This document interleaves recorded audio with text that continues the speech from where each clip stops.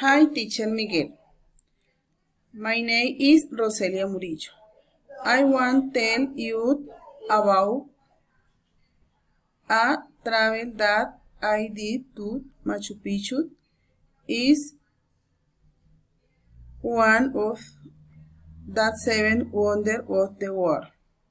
Machu Picchu is located in Peru. Is a country near to Colombia. I traveled with my two daughters.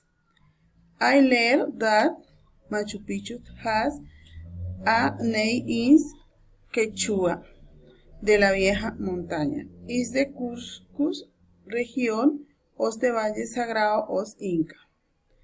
I worked 2 months to travel with my daughters. It was the first international trip. We liked the beautiful architecture